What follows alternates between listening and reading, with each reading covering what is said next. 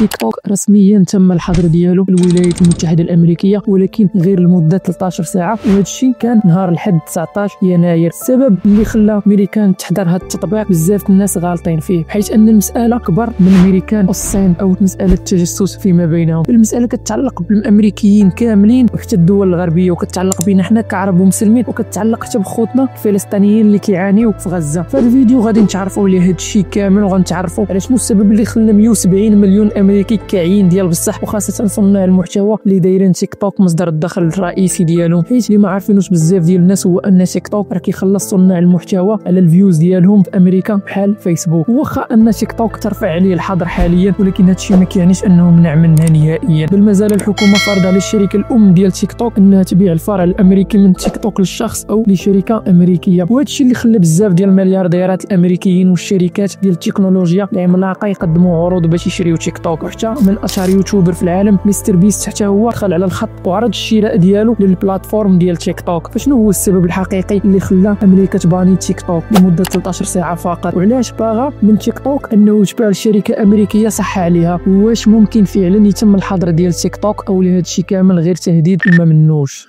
تيك توك اليوم هو التطبيق ديال السوشيال ميديا الاكثر استخداما عند الجينيراسيون زد امريكا وفي العالم كامل، وكيجذب مليار مستخدم شهريا. تيك توك في الاول كان تطبيق اللي سميتو ميوزيكلي، وكان متخصص مقاطع الفيديو القصيره بحال دابا نيت. وفي سنه 2017 شراتو الشركه الصينيه بايت دانس، وبداو يديروا فيه تعديلات حتى ولا كيف ما معروف اليوم وبالاسم ديال تيك توك، ونجح بشكل اللي حتى واحد ما كانش كيتوقعوا نهائيا، وتحول حرفيا ظاهره عالميه. والناس اللي دوزوا تيك توك في 2018 و2019 راه عاقلين على هذا الشيء مزيان. اولا الحظر ديال تيك توك راه ما جاش ما بين ليله ونهار، بل هذه المساله بدات اكثر من هذه 4 سنين دابا، وبالضبط سنه 2020 فين اعلن الرئيس الامريكي دونالد ترامب الحرب على تيك توك في الفتره الرئاسيه الاولى ديالو، وتما صدر اوامر تنفيذيه كتجبر الشركه الام ديال تيك توك اللي هي بايت دانس تبيع الفيرسيون الامريكيه ديال تيك توك لمايكروسوفت او اوراكل او لاي شركه امريكيه باغا تشريها. عطاها من مهله ديال 45 يوم، ولكن هذا الشيء كاع ما طرا، وتيك توك بقات مملوكه للشركه الصينيه بايت دانس اللي وافقات في ذلك الوقت انها تدير شراكه مع شركه التكنولوجيا الامريكيه اوراكل باش كاع الداتا ديال المستخدمين الامريكيين كلف بهم اوراكل باش يتاكدوا انه ما كاينش حتى شي تدخل من طرف الحكومه الصينيه فيما يتعلق ببيانات المستخدمين الامريكيين لتيك توك. وعلى الرغم من ان تيك توك كانت متعاونه كليا مع الحكومه الامريكيه في هذا الشيء، لكن امريكا عاد ما تزاد القلق ديالها حول الشركه الام ديال تيك توك، وفتحات بزاف ديال التحقيقات ضد هذه الشركه، لكن بلا ما تلقى حتى شي دليل واحد ضدها، بحيث كانوا كيظنوا ان الحكومه الصينيه ممكن تستعمل تيك توك باش تجمع بيانات ومعلومات على امريكا والشعب ديالها. وخاصه ان الصين كتطلب من الشركات اللي خدامه فيها انها تعطي البيانات ديال المستخدمين ديالها للحكومه. وزيد عليها ان الصين مانعه كاع التطبيقات ديال السوشيال ميديا اللي كتعرفوا بحال فيسبوك وانستغرام وتويتر اللي هو اكس حاليا. وحتى من تيك توك حتى هو عندهم نسخه صينيه خاصه بهم واللي كتحكم فيها الصين بقوانين صارمه، كما انها اقل ادمانا مقارنه بتيك توك العاديه وممنوعه على باقي دول العالم.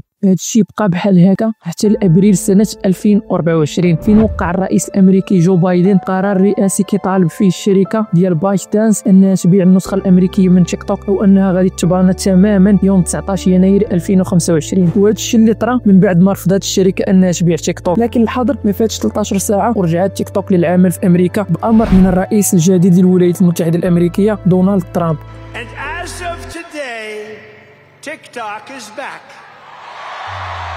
اللي تعين رسميا كرئيس يوم 20 يناير 2025. في هذا الوقت امريكا كامله ترونات مع الحظر ديال تيك توك، والشعب الامريكي بالعاني مشى كيانستالي دي زابليكاسيون ديال الصين غير ضد في الحكومه ديالهم اللي حضرات ليهم تيك توك، تطبيقات بحال ريد نايت وغيرها باش زعما يعاونوا الصين في انها تجمع البيانات والمعلومات اللي محتاجها ضد الحكومه ديالهم. الحكومه الامريكيه منذ البدايه عنات على ان السبب الحقيقي اللي خلاها تطلب من بايت دانس تبيع تيك توك او لا غادي يتم الحظر ديالها نهائيا في امريكا، واللي هو المخاوف ديالها من ان الصين تقدر تستخدم تيك توك كأداة لجمع البيانات على المستخدمين الامريكيين. ولكن واش فعلا هذا هو السبب الحقيقي؟ اكيد لا، لانه ديجا تيك توك كتستعمل سيرفرات ديال الشركه الامريكيه اوراكل باش تخزن المعلومات ديال المستخدمين الامريكيين، كما ان مساله جمع البيانات والداتا ديال المستخدمين الامريكيين فرا اغلب لي زابليكاسيون لي بلاتفورم بحال فيسبوك انستغرام ويوتيوب وتويتر اللي هو اكس اليوم كيديروا هذه المساله وكيتاجروا بهذه المعلومات وهذه البيانات الشخصيه ديال الامريكيين وديال اي المستخدمين لهاد لي بلاتفورم على قبل الارباح ديالهم، وهذا الشيء راه كلشي كيعرفوا مزيان. السبب الحقيقي وبكل بساطه هو انه الولايات المتحده الامريكيه هي اكثر دوله في العالم كتعتمد في السياسه ديالها على نشر البروباغندا باش تضمن انها هي المتحكم الاول والاخير في داكشي اللي كيشوفوه وكيسمعوه المواطنين الامريكيين والمواطنين ديال الدول الغربيه اللي هما الحلفاء ديالها وحتى دول العالم الثالث بحالنا حنا نيت. وامريكا كتعتمد بزاف على الاعلام باش تروج وتزوق وتمحي او تخلي الحقائق اللي كيتماشاو مع المصالح ديالها. وبالنسبه لي بلاتفورم ديال السوشيال ميديا فراه هما الحاضر والمستقبل ديال نقل المعلومه، وخاصه بالنسبه للشباب والاجيال اللي عاد طالعه واللي كتعتمد على السوشيال ميديا في حياتها اليوميه، وخاصه تيك توك اللي كتعتبر اكثر تطبيق استخداما من طرف المراهقين الامريكيين، وكنظن المراهقين ديال العالم كامل. تخيل معايا دابا هذا التطبيق ما كاينش في يد